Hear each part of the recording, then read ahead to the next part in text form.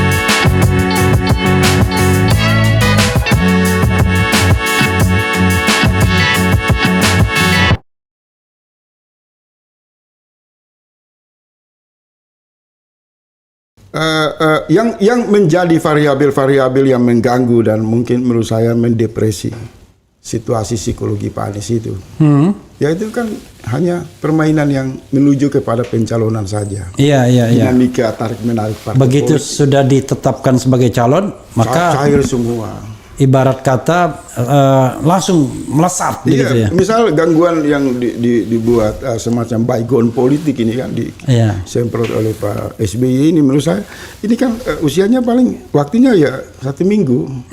Setelah dipukul balik oleh kelompok kritis, beliau juga akan merenung bahwa tindakan beliau terlalu jauh salah. Malam ini pun mereka merenung nih jangan-jangan. Setelah mendengar podcast kita ini. Kalau nggak merenung, saya demo mereka nanti. Ya kita yang punya cuma demo kan kalau mereka punya. Oke. Tapi ini soal yang belum tuntas. Soal hakul yakin bagaimana kemenangan Pak Anies. Nah, kan ente tadi baru bicara mengenai internasional. Dalam negeri kan geopolitik, sudah juga. Dalam negeri sedikit. Tapi technical ya Anda harus juga itu. Saya mau bicara dari sisi transidental.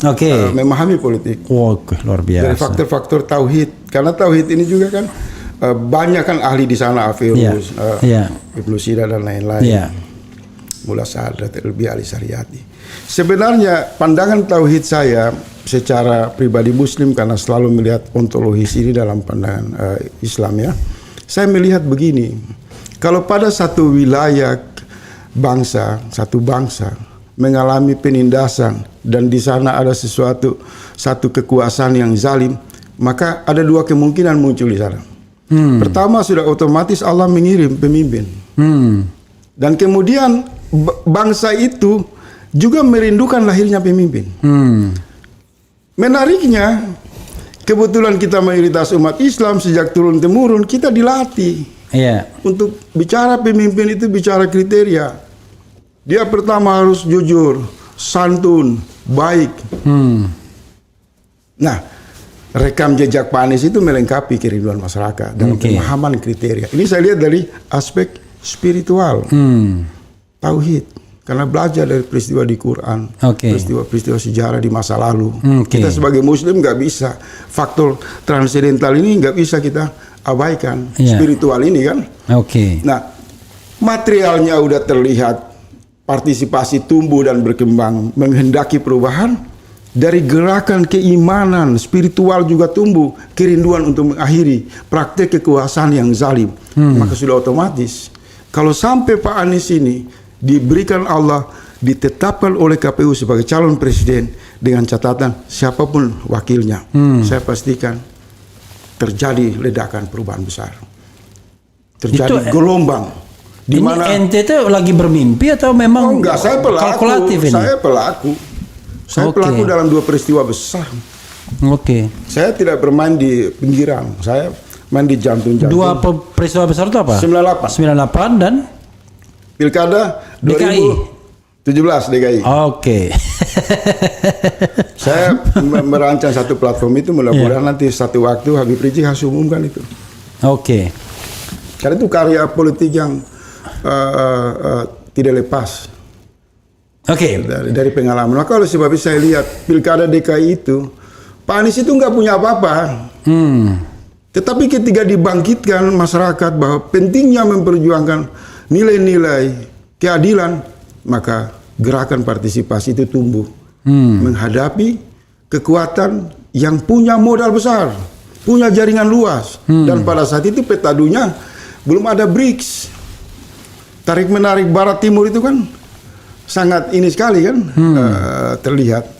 Apalagi sekarang, kalau menurut saya sekarang dia belum masuk kampanye lagi, rakyat sudah di mana-mana mendukung Pak Anies kok. Saya melihat ini secara objektif. Kalau jalur elektoral ini dijaga oleh kalangan elit partai dengan kemampuan mereka melakukan komunikasi, formasi politik yang elegan, yang dewasa, yang konstruktif, yang visioner, dengan basis perlindungan itu selalu mempertimbangkan aspirasi orang banyak, rakyat banyak, maka gelombang ini yang dibilang Pak Gatot itu, kita punya tujuan untuk perubahan. Dan saya menduga juga bisa saja bukan Caimin sebagai calon wakil presiden. Bisa kemudian PKB mengambil pendekatan hikmah politik yang lebih hikmat, ya, lebih bijaksana, membuat satu konvensi sebagaimana pernah dibuat Golkar, kemudian menggulirkan sejumlah tokoh-tokoh yang bisa diperjuangkan oleh PKB dan PKS, Nasdem dan Demokrat. Dan perjuangan yang terberat bagi elit partai di lingkaran koalisi ini, menurut saya bukan untuk meyakinkan rakyat, tapi mereka harus meyakinkan di antara mereka harus duduk dulu.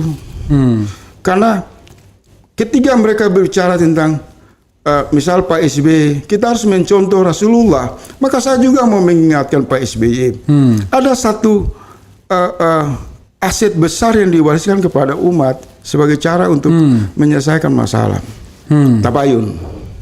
Dan tabayun itu hanya bisa dilakukan oleh orang-orang yang berhati tulus dengan membuka pintu-pintu silaturahim.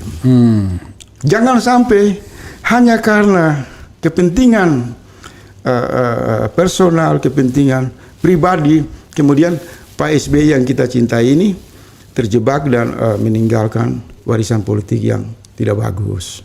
Dia harus berdiri sebagai guru bangsa. Buang itu kepentingan Partai Demokrat, buang itu kepentingan AHY, utamakan kepentingan rakyat. Maka dia akan dikenang oleh sejarah. Tapi kan adalah kalau kita misalnya bicara tentang perubahan, ya perubahan itu harus menang. Kalau kalah gimana? Itu nggak ada gunanya kan? Oke. Sekarang menurut Anda strategis nggak langkah untuk menggandeng Caimin dan PKB? Sangat strategis. Oke, silakan lakukan eksploitasi. Jangan dilihat pada satu orang Caimin. Karena Caimin itu ketua umum partai, berarti dia mengikat jutaan kader dan simpatisan. Ada infrastruktur yang terhubung ke akar sosial. Dan kemudian kan banyak survei analisa yang mengatakan bahwa pertarungan yang paling strategi itu di Jawa Timur. Kebetulan ada representasi partai politik dari basis NU yang dipimpin oleh Muhaimin. Jadi kalau ditanya apakah merangkul Muhaimin ini strategi, sangat strategi. Ini keberhasilan Pak Anies Baswedan menarik partai yang punya pengentalan di istana kemudian bergabung dengan oposisi. Mestinya kan Demokrat melakukan senang, happy. Wah, ini kita peluang menang kita makin gede nih. Dan mereka yang harus mengumumkan ke publik, kami bahagia, kami senang. Ternyata Pak Anies ini berprestasi, bisa merangkul. Walaupun PKB itu belakangan kan dianggap berbeda dengan kubu perubahan. Jadi langkah-langkah kemajuan yang dipersembahkan oleh Pak Anies Baswedan, justru hanya karena kepentingan satu anak saja, ini semua jadi berantakan. Ini bacaan publik ya. Walaupun saya sendiri masih merasa bahwa AHY ini juga punya kedewasaan. Karena terakhir juga saya ikuti wawancara Semoga Tulus, bahwa dia juga sebenarnya nggak terlalu ambisi. Berarti apa? Ada di lingkaran Agus Harimurti, di lingkaran SBY yang memang kerjanya mengompori. Yang kerjanya memang tidak melihat bahwa hadirnya PKB itu sebagai prestasi. Padahal kalau kita membaca secara terang di ruang publik, poin kelima itu mengatakan capres itu kan diberi kewenangan untuk merangkul, memperluas. Jangankan PKB satu orang tokoh saja bisa kembali bergabung dengan rakyat di arus perubahan, itu sujud syukur kita, bukan kita maki. Oke, tapi kalau misalnya menurut Anda skenario terbaik apa bagi seorang Anies untuk menghadapi lawan dalam elektoral bukan lawan dalam pertarungan apapun, dengan tujuan tentu menang. Nah sekarang kita ini ada hidangan nih, ada Prabowo, kemungkinan besar Prabowo itu nggak jauh-jauh dari Erick Thohir dan tidak akan jauh-jauh dari Gibran. Let's say tiba-tiba MK mengabulkan permohonan, tapi tergantung sign MK juga, sign istana juga kan. Setuju. Nah, Prabowo Gibran. Lalu tiba-tiba Ganjar ini mungkin dengan kalau gitu kita cari tokoh NU juga tiba-tiba. Bisa juga dengan AHY juga. Bisa dengan AHY juga. Ganjar AHY, Ganjar Mahfud MD kan, Ganjar Sandiaga Uno misalnya. Lalu ini Anies nih.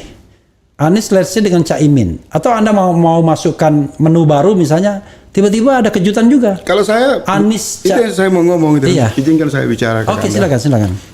Dari tadi kan Anda sudah bicara, serius sekali Anda. Sampai nggak bisa ketawa nih. Oke, silakan. Karena tema ini agak sensitif. Oke. Saya tuh setelah mengamati podcast Abang RH ini sama Mas Gatot tadi, hati saya senang. Karena ini pernyataan dari mantan Panglima TNI. Bukan seorang mayor. Bukan kaleng-kaleng lah. Bukan kaleng-kaleng. Dia mengatakan bahwa ini semua kan masih berproses, belum saling mengunci, dan waktunya kan masih ada. Kita tidak tahu di tengah jalan apa yang akan terjadi. Ini kan bahasa sebagai seorang yang memiliki basic tauhid yang bagus, bahwa kita manusia bisa putuskan, tapi dalam proses kita nggak tahu kalau Allah merencanakan lain. Yang pasti tetapi itu ada kalau sudah didaftarkan katanya. Ada satu poin. Yang kita harus bersyukur, kembalinya PKB ke jalan arus perubahan. I see. Yang kita harus pastikan bahwa ini satu prestasi negosiasi lobby yang dilakukan oleh Surya Paloh dan Pak Anies. Kita harus sambut gembira. Ada saudara-saudara kita dari partai kebangsaan yang selama ini mesra di lingkaran kekuasaan, tiba-tiba memutar 180 derajat GPS, bergabung dalam barisan. Mestinya ahlan wa sahlan gitu. Kita harus ahlan wa sahlan, kita sambut dengan Rabana, dengan ini. Bro, saya dikasih kode itu. Ente suaranya terlalu pelan. Kurang kuat. Lalu ininya dia jangan di atas. Nah, hilang nanti suaranya. Karena beda kita karena kita live. Internet kan, connection. Jadi apa tadi ya soal ahlan wa sahlan. Ahlan wa sahlan. Nah, di saat rakyat gembira dan senang melihat bergabungnya PKB, kemudian kan kawan-kawan di CKS dipimpin oleh SBY, ada orkestra politik baru kan, yang wah ini apalagi kan drama-drama apalagi nih kan. Kemudian saya baca di Twitter itu trending topik semalam, satu kata yang selalu melekat dalam situasi psikologi SBY ketika marah, yaitu baperan. Baperan, Sebenarnya kata ini sudah bisa menjadi pintu masuk perlindungan bagi Pak SBY. Di usia dan kematangan beliau tidak boleh lagi seperti begini. Oke. Tetapi saya masih berdoa tidak ada sesuatu yang tidak bisa diselesaikan. Semua ini bisa diselesaikan. Tidak boleh saling mengunci. Kita taruh ya, kawan-kawan yang baru belajar politik, adik-adik kita ini di Demokrat, yang baru belajar politik mungkin marah, mencaci maki. Tapi kalau saya pribadi saya anggap ini kan proses latihan. Oke. Belum final. Ya. Karena Demokrat mengatakan kami bergabung mendukung Pak Anies dengan berbagai alasan karena beliau adalah orang baik, punya visi dan lain-lain dan kami setia. Kita juga minta Pak SBY tidak boleh keluar dari gerakan perubahan. Oke. Harus kembali. Anda mau setia nggak dengan gerakan perubahan? Karena saya membaca sampai malam ini rakyat itu masih berdoa loh, bukan berpikir, berdoa agar Pak SBY jangan pergi meninggalkan rakyat yang lagi berjihad politik untuk perubahan. Kalau sampai Pak SBY masih terus ngotot mempertahankan satu alasan politik yang dibangun dengan argumentasi akal pendeknya oleh kipas-kipas di samping beliau, maka saya pastikan Partai Demokrat ini bisa kiamat. Habis dia. Habis. Digempur habis. Karena alasan yang diungkap, saya ikuti tadi itu hampir 1 jam. Pidato Pak SBY itu kosong, nol besar, nggak ada isi. Oke. Nggak ada isi. Bro, Itu kalau kita buat tulisan saja, kita menjelaskan 3 alasan fakta yang tersedia, bubar ini Partai Demokrat. Mereka sebenarnya sentrumnya pengkhianatan.